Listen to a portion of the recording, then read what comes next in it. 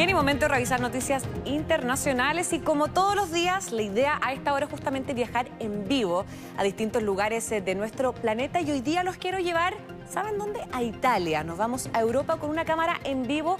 Lo que ustedes pueden ver acá es el poblado de Valtellina. Vemos que está nevando. Acá en Chile son las 8:42 de la mañana, pero ¿saben qué hora es en Valtellina? Son las 12:42. Tenemos 4 horas más. Podemos ver que está bastante nublado, considerando que hay una temperatura solamente de 10 grados, pero esto también hay que mencionar que ellos ya se están, podríamos decir, a puertas de ingresar en el invierno europeo, que sabemos que tiene temperaturas sumamente bajas y por eso es que podemos ver ya que se presencia o hay presencia de nieve en este poblado de Valtellina. Esta es una zona alpina de Italia, en el norte, en la región norteña de Lombardía, que constituye la parte principal de la provincia de Sondrio y comprende este alto valle del río Adda hasta su desembocadura en el lago de Como. Podemos ver que es una zona sumamente turística. Ahora está en mediodía, parece que hace mucho frío porque no vemos muchas personas en las calles y además también porque están rigiendo unas que otras medidas restrictivas, sobre todo en algunas zonas de Italia, considerando que lamentablemente han aumentado los casos de contagios en ese país. Pero tenemos más informaciones internacionales. Volvemos a nuestra región latinoamericana y nos vamos acá. Aquí lo vemos, Argentina, porque hubo elecciones legislativas en ese país y en ellas el partido que representa al mandatario Alberto Fernández, podríamos decir que perdió en 15 provincias y no va a controlar el Senado. Por lo tanto, es la primera vez, escuchen bien, es la primera vez desde el retorno a la democracia en 1983 que el peronismo pierde la mayoría en la Cámara Alta. Aunque el oficialismo perdió en buena parte del país, el mandatario festejó los resultados, fíjense, en Chaco, en Santiago del Estero y también en otras provincias, pero no hizo, eso sí, atención, alusión a la derrota del gobierno en buena parte del país que provocó que la vicepresidenta Cristina Kirchner se quedara sin quórum en el Senado. Bueno, de acuerdo con las últimas cifras oficiales, Juntos se impuso con el 39,82% de los votos contra el 38,52% del Frente de Todos. Una diferencia, podríamos decir, muy estrecha, que en el gobierno la analizan como una victoria porque en las elecciones, que también conocemos como las PASO, el oficialismo había quedado a 4 puntos de la oposición. De esta manera, Fernández convocó a la militancia a marchar el próximo miércoles a la Plaza de Mayo justamente para celebrar y debido también a la derrota sufrida convocó a la oposición. Escuchemos algunas declaraciones al respecto. Necesitamos que las grandes mayorías generen consensos. En ese sentido, y a la mayor brevedad posible, voy a dirigirme a los representantes de la voluntad popular y a las fuerzas políticas a las que representan para acordar una agenda tan compartida como sea posible. Una oposición responsable y abierta al diálogo es una oposición patriótica. Nuestro pueblo necesita de ese patriotismo.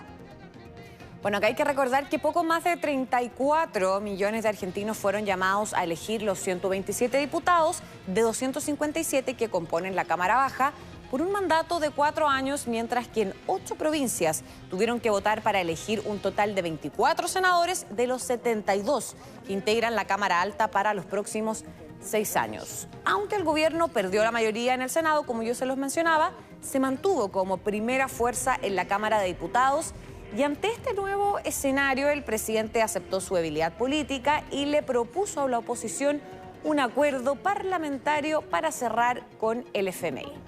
Histórica en la provincia de Buenos Aires. Le volvimos a ganar.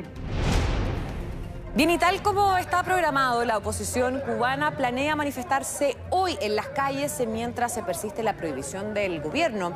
Por eso podríamos decir que reina un poco la tensión, obviamente, en la isla cubana, y en las últimas horas desde Miami recibieron una contundente señal de apoyo, fíjense.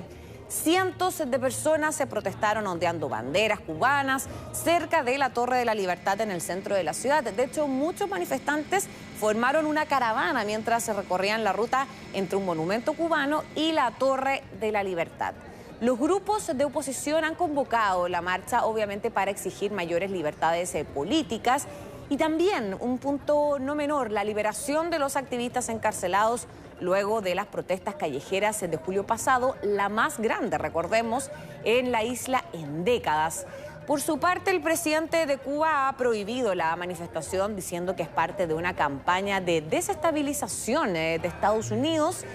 Y en las últimas horas, el secretario de Estado norteamericano, Antony Blinken, pidió a Cuba respetar los derechos de sus ciudadanos de poder manifestarse pacíficamente y advirtió que el gobierno de Joe Biden podría establecer incluso más sanciones económicas.